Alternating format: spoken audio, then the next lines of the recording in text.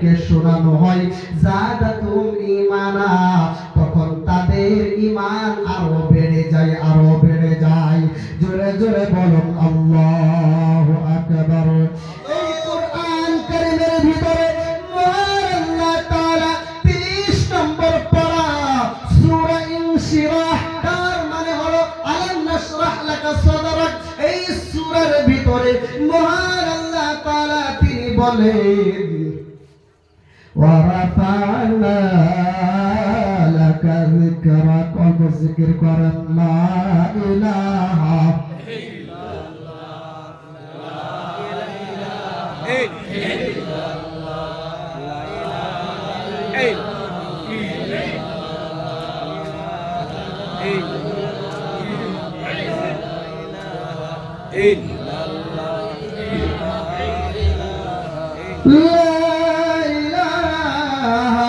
ইল্লাল্লাহু মুহাম্মাদুর রাসূলুল্লাহ সাল্লাল্লাহু আলাইহি ওয়াসাল্লাম। প্রিয় ভাইরা আমার, গভীর মনোযোগ, দিলের কান দিয়ে শুনেন, মনের কান দিয়ে শুনেন। মহান আল্লাহ তাআলা তিনি বলেন ওয়ারাফানা লাকা যিকরাক, নবী গো আপনার আলোচনাকে, আপনার মহব্বতকে, আপনার নামকে আমি বুলন্দ করে দেব, আমি উঁচা করে দেব। কেননা কুরআন কারীমের ভিতরে যখন মহান আল্লাহ তাআলা নবীকে ডাক দিলেন সূরা মাইদা 6 নম্বর পারাতে মহান আল্লাহ তাআলা তিনি বলেন ইয়া আইয়ুহার রাসূল বাল্লিগ মা উনজিলা ইলাইকা মির রাব্বিক ওয়া ইল্লাম তাফআল ফামা বাল্লাগতা রিসালাতা ওয়াল্লাহু ইয়াসিমুকা মিনান নাস ইন্নাল্লাহা লা ইয়াহদিল কওমাল কাফিরিন। জোরে জোরে বলুন আল্লাহু আকবার। প্রিয় বন্ধুগণ, মহান আল্লাহ তাআলা সূরা মাইদার ভিতরে বলেছেন ইয়া আইয়ুহার রাসূল, ও আমার প্রাণের রাসূল, জানের রাসূল। হযরত মুসা আলাইহিস সালামকে মহান আল্লাহ তাআলা নাম ধরে ডেকেছে, হযরত জাকারিয়া আলাইহিস সালামকে নাম ধরে ডেকেছে, হযরত ইয়াহইয়া আলাইহিস সালামকে নাম ধরে ডেকেছে, হযরত ইউনূস আলাইহিস সালামকে আল্লাহ তাআলা নাম ধরে ডেকেছে, হযরত ঈসা আলাইহিস সালামকে আল্লাহ তাআলা নাম ধরে ডেকেছে, হযরত সামুদ আলাইহিস সালাম, হযরত লূত আলাইহিস সালাম, হযরত শুআয়ব আলাইহিস সালাম, হযরত সামুদ আলাইহিস সালামকে মহান আল্লাহ তাআলা নাম ধরে ডেকেছে। কিন্তু আমার আপনার নবীজিকে সমস্ত, তার মানে 30 পারা কুরআন কারীমের ভিতরে কোথাও আপনি নবীজিকে নাম ধরে ডাকা খুঁজে পাবেন না। জোরে জোরে বলুন আল্লাহু আকবার। আল্লাহ রাব্বুল আলামিন আপনার আমার নবীজিকে উম্মতের কান্দারি নবী, বাবাহার নবী, মাহার নবী, দয়ার নবী, মায়ের নবীজিকে মহান আল্লাহ তাআলা মায়ের সুরে, মহব্বতের সুরে ডেকেছে। আপনার যদি কোনো ছেলে তাকে মাস্টার, তাহলে আপনি তাকে স্যার বলে ডাকবেন, কথা বলেন ঠিক কিনা? আপনার যদি কোনো ছেলে তাকে হাফিজ সাহেব, তাহলে তাকে আপনি হাফিজ বলে ডাকবেন, কথা বলেন ঠিক কিনা? আপনার যদি কোনো ছেলে তাকে মাওলানা, তাহলে তাকে আপনি মাওলানা বলে ডাকবেন, কথা বলেন ঠিক কিনা? আপনার কোনো মেয়ে যদি থাকে হাফিজা, তাহলে তাকে আপনি হাফিজা বলে ডাকবেন, কথা বলেন ঠিক কিনা? আপনার কোনো মেয়ে যদি থাকে আলিমা, তাহলে তাকে আপনি হুজুরনি বলে ডাকবেন, কথা বলেন ঠিক কিনা? সম্মানের সাথে আপনি তাকে ডাক দিবেন।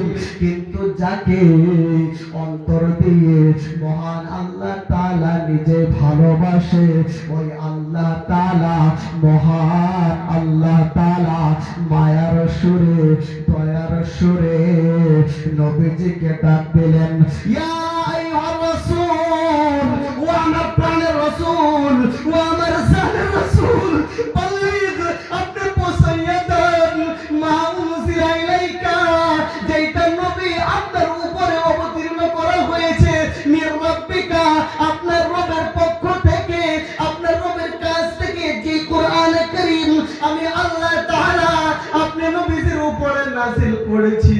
নবী গো, এই কোরআন কারীমের কথা আপনি আপনার উম্মতের কাছে পৌঁছাইয়া দেন। ওয়া ইল্লাম তাফআল ফামা বাল্লাগতা রিসালাতা, যদি আপনি এমন না করেন, যদি আপনি না পৌঁছান, তাহলে রিসালাতের যেই কাজ, যেই দায়িত্ব, সেইটা আপনি নবীজি পালন করলেন না। এবার কথা উঠতে পারে, যেহেতু বেদিনের কাছে কলিমার দাওয়াত দিলে রাগ উঠবে না, হাসি আসবে, কথা বলছেন না কেন ভাই? কথা কই না কেন? এবার যাইতে শুনলে গেলে গিয়া কি হইছে, খারাপ লাগতেছে ভাই? যাইতে শুনকা কে ভাই? আজকে রাতটা কুরবানি দিবেন, ওয়াদা দিছুন আই ভাই, ইনশাআল্লাহ আই ভাই। কতক্ষণ চলতো ভাই? কতক্ষণ চলতো একটা ডাক দেন তো। যে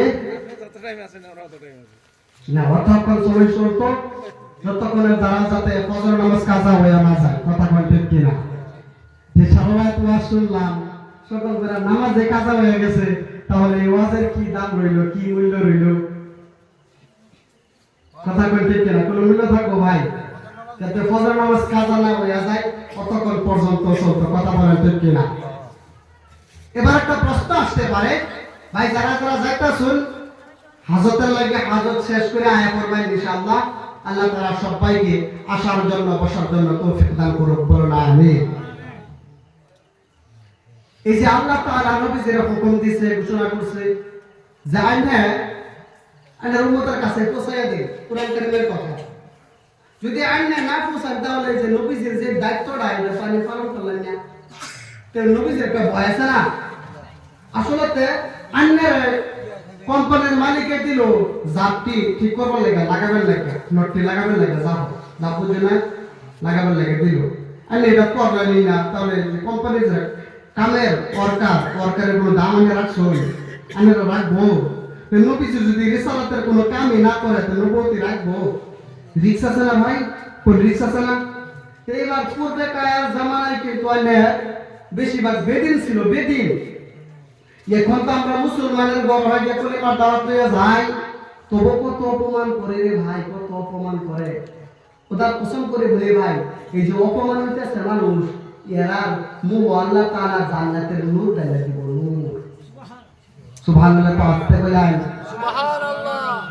যারা অপমান করছে, এনারা অপমান করছে, ওরা এদের সামনে দিয়া জাহান্নাম নিয়ে যাবো, জাহান্নাম।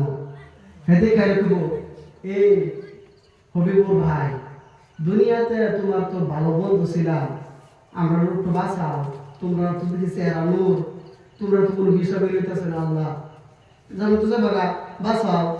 তখন আমি কি করবেন, ওই যে এই লোক কি হই না, ইয়াউমা লা তামলিকু নাফসুন লিনাফসিন শাইআ। ভাই আমি বানায় কইতেছি না, কোরআন কারীমের কথা। সেদিন কোনো নফসের কোনো কাজে আসবে না। আল আমরু ইয়াউমা ইযিন লিল্লাহ, কেবলমাত্র হুকুম চলবে কেবলমাত্র আল্লাহ তাআলা। প্রিয় ভাই সব, আমি বলতেছিলাম নবীজির যে দায়িত্ব দিয়েছে আল্লাহ তাআলা, এবার নবীজি যদি দায়িত্ব পালন না করে, তাহলে নবীজির খবর আছে না নাই? কথা কই। এবার নবীজি মহান আল্লাহ তাআলাকে বলে, পর্দার আড়ালে মা বোনেরা আছেন, গভীর মনোযোগ দিয়ে কথাগুলো শুনে নেবেন। মহান আল্লাহ তাআলাকে নবী আমার বলে, ও আল্লাহ, আমি মানলাম এই কোরআন কারীমের কথা পৌঁছাবো, আমি মানলাম এই কোরআন কারীমের দাওয়াত দিব, কিন্তু তখন তো আমার উম্মতেরা আমি নবীজিকে গালি দিবে, আমি নবীজির শরীরে পাথর মারবে, আমি নবীজির শরীরে তারা থুতু নিক্ষেপ করবে, আমি নবীজির শরীরে তারা সুতির পানি, তার মানে আমরা হাত ধুইয়া পানিগুলো ফালাই না বালতি, ওই পানিগুলো আমি নবীজির উর্ফে মিল্লা মারবো। আমি নবীজি তখন কি করব?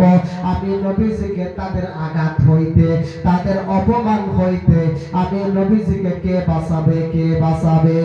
তখন মহান আল্লাহ তাআলা তিনি বলেন, ওয়াল্লাহু, আমি আল্লাহ তাআলা নিজেই ইয়াসিমুকা, আপনি নবীজিকে, কা মানে হলো আপনি নবীজি, আপনি নবীজিকে ইয়াসিমু বাঁচাইব, বাঁচাইব মিনান নাস, নাস শব্দের দ্বারা কেবলমাত্র মুসলমানকে বোঝাই নাই, বলেন আল্লাহু আকবার।